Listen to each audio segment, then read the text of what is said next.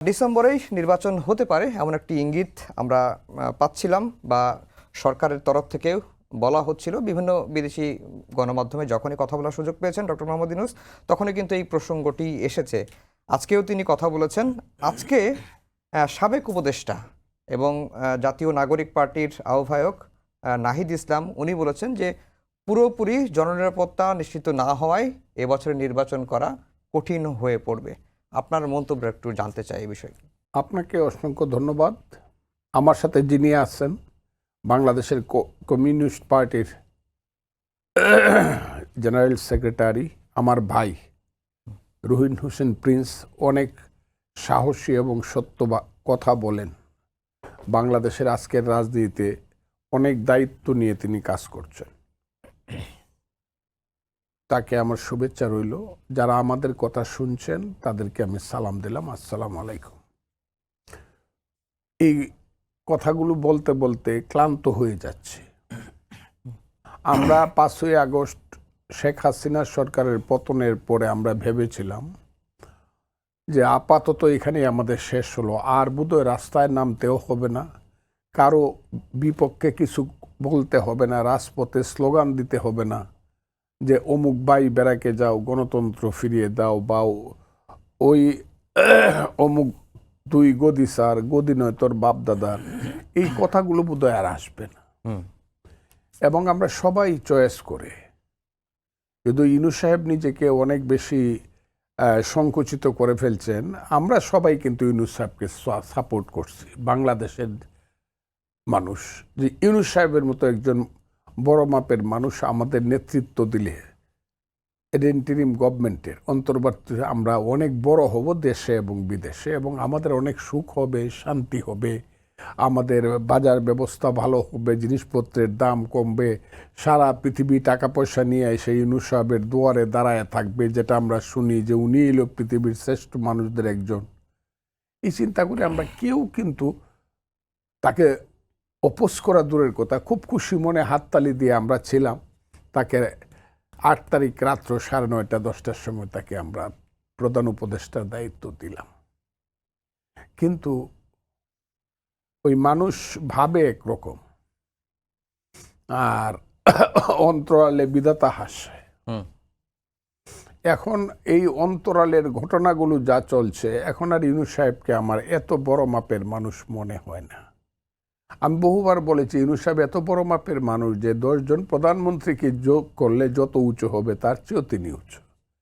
কাজে একজন প্রধানমন্ত্রী বা প্রধান উপদেষ্টা থাকার জন্য বা এইটা দীর্ঘস্থায়ী করার জন্য উনি এই দেশে কোনো ধরনের মানে কূটকৌশল করবেন না। তো এখন আমি দেখছি, আমি একসময় বলতাম শেখ হাসিনা সারা দিনে 2টা সত্য কথা বলে। একটা হলে রাত্র ঘুমাইবার সময় বলে দরজাটা লাগাও, আর সকালবেলা ওইটা বলে দরজাটা খুলো। এর চেয়ে কোনো সত্য কথা বলে না। ইউনূস সাহেব কোন দিকে যাচ্ছে আমি এটা বুঝতে পারতেছি না। কারণ উনি সকালে একরকম বলে, বিকালে একরকম বলে, রাত্রে দুপুরে একরকম বলে। উনি যখন সিনিয়র সাংবাদিক জনাব নুরুল কবিরের সঙ্গে সাক্ষাৎকার দেন, তখন আমার মনে হয়েছে লোকটা অত্যন্ত সরল এবং সহজভাবে সব কিছু স্বীকার করে গেল এবং বলে গেল। বিবিসির সাথে সাক্ষাৎকার দেওয়ার সময় আমার মনে হয়েছে ডালমে কুচ কালা হে, ডালমে কুচ কালা হে। কারণ উনি এই সত্য কথা বলতে বোধহয় আস্তে আস্তে ভুলে যেতেছেন। উনি সত্য কথা বলবেন না, বা বলতে পারবেন না, বা বলতে চান না। কেন চান না? আমার ধারণা হলো উনি ওনার ক্ষমতাটাকে দীর্ঘস্থায়ী করতে চান। উনি নিজে মনে করেন যে আমি পর্দার অন্তরালে থেকে খেলে চই বিশ্ব লয়ে বিরাট শিশু আন মনে সৃজন সৃষ্টি তব পুতুল খেলা নিরজনে প্রভু নিরজনে। এটা কেউ বুঝতে পারবে না, উনি আড়ালে থেকে খেলবেন। উনি বিদেশে গিয়ে বলবেন ছাত্রদের একটা দল করার উৎসাহ আমি দিছি, এখানে বলবেন ছাত্ররা আমাকে এইরকম দায়িত্ব দিছে, অন্য কাউকে আমি চিনি না। এইবার উৎসাহিত করতে করতে এখন যে দলটা হয়েছে, সেই দলটা ওই যে জাতীয় নাগরিক পার্টি মুখস্থ করতে হবে আমার, জাতীয় নাগরিক পার্টি। এই যে আমাদের সন্তানেরা যে দলটা করছে, এইটা আমার মনে হইতেছে ইউনূস সাহেবের আশা আকাঙ্ক্ষার প্রতিফলন ঘটানোর জন্য, ক্ষমতাকে দীর্ঘায়িত করার জন্য এই দলটা উনি উৎসাহ দিয়া করছেন। আর এই কারণে এই দলের নেতারা প্রথম একজন বলছে যে শেখ হাসিনাকে ফাঁসিতে লটকানোর আগে, ঝোলানোর আগে কোনো নির্বাচনের কথা কিন্তু কেউ মুখেও আনবেন না। তো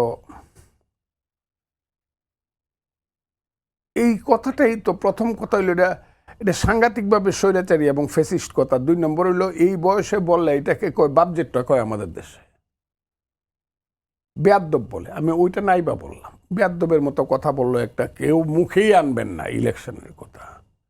ও বুঝে কবে হাসিনা, তারা তো একটা দল করেছে, তিনি একটা দলের নেতা, সেই দলের নেতা যদি এ ধরনের একটা দাবির কথা বলে, সেটাকেই বা একেবারে সিরিয়াস ভাবে নেওয়ার কি আছে? না, এই কথাটাই ভিন্নভাবে বলা যাইত যে আমরা দাবি করতেছি যে শেখ হাসিনা সরকারের বিচার হবে, সেই বিচারের দাবি আমরা করতেছি, তারপরে আমরা চিন্তা করব, নির্বাচনের ব্যাপারটা আমরা চিন্তা করব। কিন্তু কেউই মুখে আনতে পারবে না, অন্যকে আদেশ করা যে কেউ বলবেন না। কিন্তু এর আগেও কিন্তু একটা ছেলে বলছে ইলেকশনের কথা কিন্তু কেউ বলবেন না, বললে কিন্তু গণশত্রু এবং ভারতের দালাল হিসাবে, ওই কথাটা বলছিল নাসিরউদ্দিন পাটোয়ারি, তখন নাগরিক কমিটি না পার্টি ওইটা ছিল।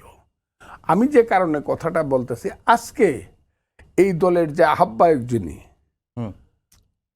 নাহিদ ইসলাম বলতেছে আইন শৃঙ্খলা পরিস্থিতি ইত্যাদি পরিবেশ, এটা এমন একটা জায়গায় আছে যে এই বছরের মধ্যে ইলেকশন করে। এই বছর কিন্তু মাত্র ফেব্রুয়ারি গেল, আজকে মার্চ মাসের 6 তারিখ, আরো 10 মাস কিন্তু রয়ে গেছে। 10 মাসে কিন্তু 3টা বিশ্বযুদ্ধ শেষ হইতে পারে। 10 মাসে কিন্তু এই পৃথিবীতে অনেক ঘটনা ঘটতে পারে। তত্ত্বাবধায়ক সরকার কিন্তু 3 মাসের মধ্যে আইন শৃঙ্খলা পরিস্থিতি ঠিক করে নির্বাচন দিয়ে দেয়। ফেয়ার ইলেকশন হয়েছে, 4টা ইলেকশন। তাদের কাছে 10 মাস থাকতেও তারা এটা দেখতেছে না। এবং ঠিক তার সাথে সাথেই তাদের যিনি গার্জিয়ান, আজকে দেশে যিনি প্রধান উপদেষ্টা, উনিও বলে ফেললেন হ্যাঁ ইলেকশনটা ডিসেম্বর থেকে জানুয়ারিতে হবে। এর আগে আবার একজন বলছে কালকে, উনি আবার কালকে খুব সুন্দর করিয়া দেখলাম যে করে, মানে এটাকে মনে করতেছে বাংলাদেশটা একটা ফুলের বাগানের মাঝে বৈশা আছেন, উনি একজন ফুলপরি।